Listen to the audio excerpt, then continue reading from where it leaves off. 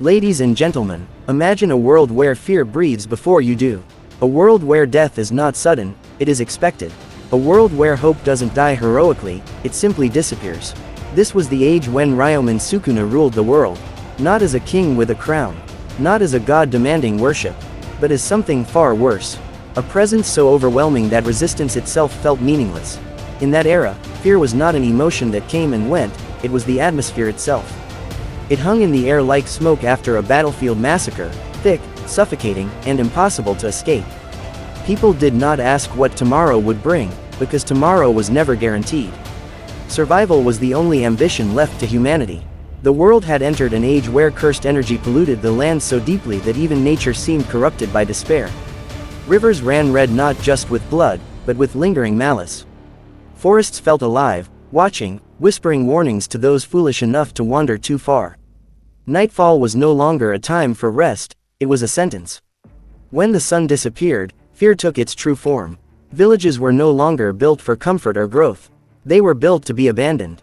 Narrow paths, hidden tunnels, underground shelters, every structure reflected the same expectation: one day, you will have to run. Children were raised on stories not of heroes, but of disappearances. Mothers taught their sons and daughters how to stay silent, how to hide their cursed energy, how to pretend they did not exist. Laughter became rare, not because joy was forbidden, but because it was dangerous. Noise attracted attention. Attention meant death. Even celebrations were muted, shadows of what they once were. Humanity had learned that standing out, even in happiness, could get you killed. Sorcerers in this era were not symbols of hope. They were walking targets. Their presence invited disaster, and people feared them almost as much as they feared curses. A strong sorcerer did not bring protection, they brought escalation. If Sukuna or other high-level threats sensed power, they came. And when they came, nothing survived. As a result, many sorcerers hid their abilities, suppressing their cursed energy to blend in with ordinary humans. Power was no longer something to be proud of, it was a curse in itself. Training became an act of quiet desperation, practiced in isolation, far from loved ones who might suffer for it. Death lost its drama. It was not heroic. It was not meaningful. It was sudden, brutal, and often pointless. Entire families vanished overnight, leaving behind empty homes and unanswered questions. Sometimes there were bodies. Often, there was nothing at all, no blood, no ruins, just absence. People stopped mourning publicly, because grief exposed attachment, and attachment created weakness. The world hardened itself emotionally, layer by layer, learning to function without hope. This was not a society living, it was one enduring. Religion changed during this time.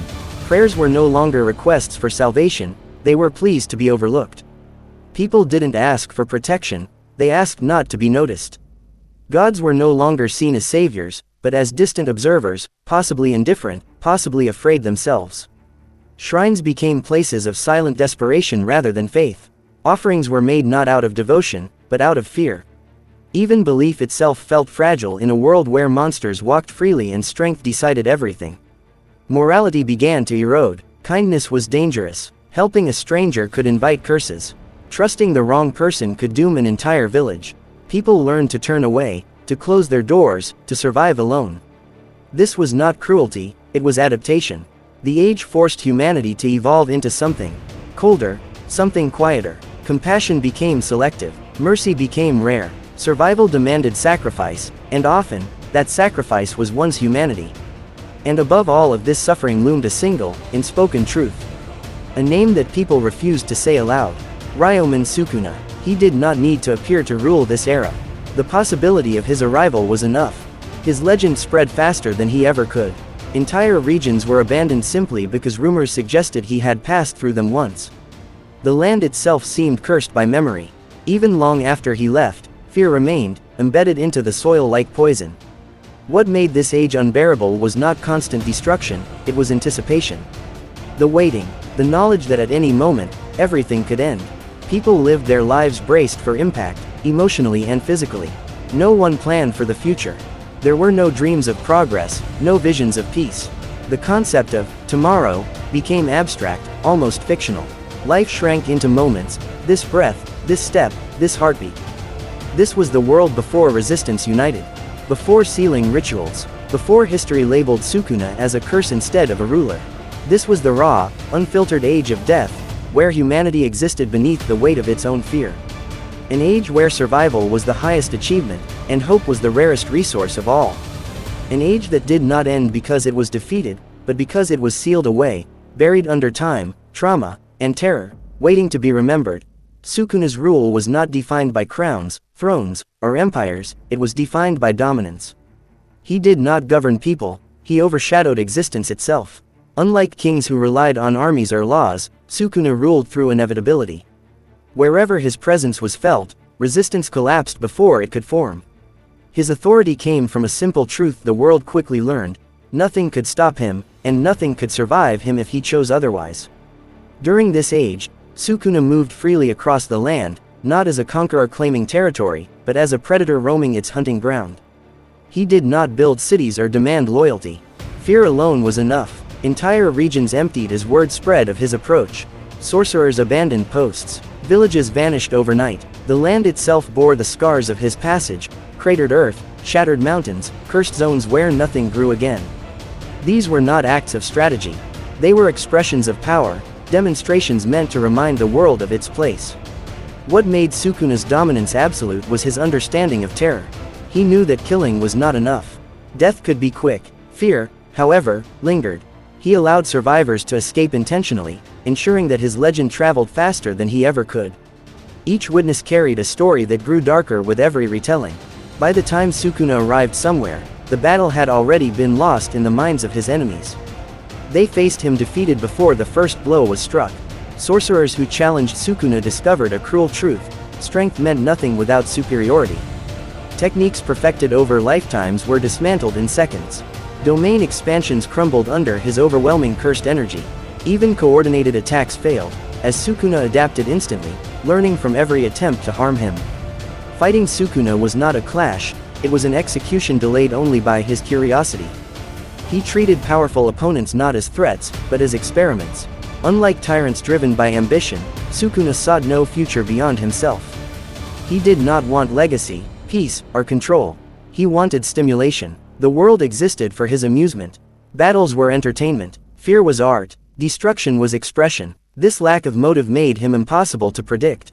You could not bargain with someone who wanted nothing. You could not deter someone who welcomed conflict. His unpredictability made him more terrifying than any calculated villain. Curses themselves responded to Sukuna differently. Lesser curses instinctively submitted, drawn to his presence like insects to fire. Stronger curses challenged him, and were annihilated.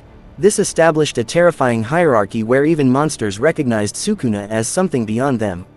He was not their king by decree. He was their king by nature. The cursed world bent around him, reshaping itself to reflect his dominance. This era did not belong to Sukuna because he claimed it. It belonged to him because no one could deny it. His rule was silent, unofficial, and absolute. He did not need to announce himself. The world already knew who was in charge. Every abandoned home, every forbidden region, every erased name stood as proof. Sukuna did not reign through governance, he reigned through fear made permanent. As Sukuna's dominance continued, the Jujutsu world began to fracture under the weight of constant terror. This was not an age of open war, but an age of psychological collapse. Sorcerers did not fall because they were defeated in battle, they fell because hope itself became dangerous. To believe in victory against Sukuna was to invite despair. And slowly, that despair reshaped the entire structure of Jujutsu society. Clans that once competed for influence now hid behind secrecy. Knowledge was no longer shared, it was buried. Techniques that showed promise were sealed away, not because they were forbidden, but because any rise in power risked drawing Sukuna's attention. Strength became a liability. Potential became a curse. Parents suppressed their children's abilities out of fear that talent would mark them for death. In this era, survival mattered more than legacy. Jujutsu elders abandoned ideals of heroism. The goal was no longer to defeat evil, but to endure it. Defensive barriers replaced offensive training. Secrecy replaced pride. Entire branches of Jujutsu philosophy disappeared, deemed too aggressive, too loud, too visible. The world learned to whisper instead of shout. Sukuna did not need to attack constantly, his existence forced everyone else to change. This fear-driven evolution created a tragic paradox. By hiding, the Jujutsu world weakened itself. Innovation slowed, techniques stagnated, sorcerers became cautious, hesitant, reactive. Sukuna, meanwhile, continued to grow stronger, feeding on conflict, fear, and the occasional challenge that dared to rise. The imbalance widened. Every attempt to preserve life indirectly strengthened the very force that threatened it. Within this collapse, betrayal became common. Some sorcerers chose survival over resistance, offering information, cursed tools, or safe paths in exchange for being spared. Sukuna rarely honored these deals, not out of cruelty, but indifference. To him, loyalty meant nothing. These betrayals further eroded trust within Jujutsu society, turning allies into potential threats. Fear didn't just divide humans from Sukuna, it divided humans from each other. The psychological toll was devastating. Sorcerers lived expecting death, not planning futures. Training became mechanical, relationships became shallow, attachment was dangerous, because loss was inevitable.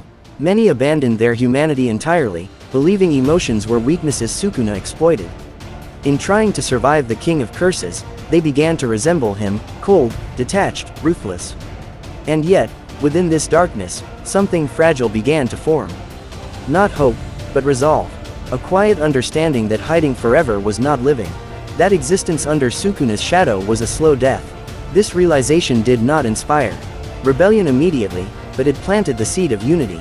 The world began to understand that Sukuna did not just threaten lives, he threatened meaning itself. This was the true damage of Sukuna's rule. He did not simply kill bodies. He eroded purpose. He forced the world to choose between survival and identity. And for centuries, the Jujutsu world chose survival, until the cost became unbearable. As the age of death stretched on, the final realization came, not through prophecy or revelation, but through exhaustion. The Jujutsu world understood that Sukuna's reign was not defined by how long he ruled, but by how deeply he changed everything that came after. Even when he was not physically present, his influence shaped decisions, traditions, and fears for generations. This was the final keynote of that era. Sukuna did not need a throne to rule. He ruled through memory. By this point, Sukuna had become more than a being. He was history itself, an unavoidable reference point against which all power was measured. Every new technique was judged by a single question: would this have mattered against Sukuna? Every strong sorcerer was compared to him and found lacking. This constant comparison crushed ambition before it could mature. Greatness no longer inspired hope, it inspired suspicion. The fear was not that Sukuna would return, but that another like him could be born. To prevent that future, Jujutsu society hardened its rules. Freedom was replaced with oversight.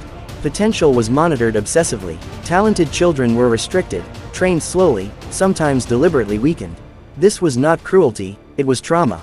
The world had been burned once, and it chose control over chaos. Sukuna became the excuse for every limitation, every sealed archive, every forbidden technique. His shadow justified oppression in the name of safety. But this control came at a cost. By fearing Sukuna's return, the world ensured it would never truly move beyond him. Innovation died, courage became rare. The Jujutsu world stabilized, but stagnated. It survived, but it did not live. And in that stillness, Sukuna's legend only grew heavier. Silence made his name louder. Absence made him eternal. Ironically, the sealing of Sukuna did not end the age of death, it transformed it. Physical destruction stopped, but psychological ruin continued. Sorcerers trained not to win, but to delay disaster. The future was framed as something to endure, not build. This mindset ensured one devastating truth. When Sukuna finally returned, the world would once again be unprepared, not because it was weak, but because it had forgotten how to hope. And yet, this era also planted something dangerous for Sukuna himself. Memory fades unevenly. While elders remembered terror, newer generations inherited only stories. And stories, unlike fear, invite curiosity. Some began to question the past. Others wondered if Sukuna's dominance was exaggerated. A few even believed understanding him was the key to surpassing him. This shift marked the end of Sukuna's absolute rule, not through victory, but through time. The age when Sukuna ruled the world did not end with his defeat. It ended when humanity dared to imagine a future without defining itself by him. That is the final truth of those 1,000 years of death. Sukuna shaped the world by destroying it, but he could never control what the world would become after him.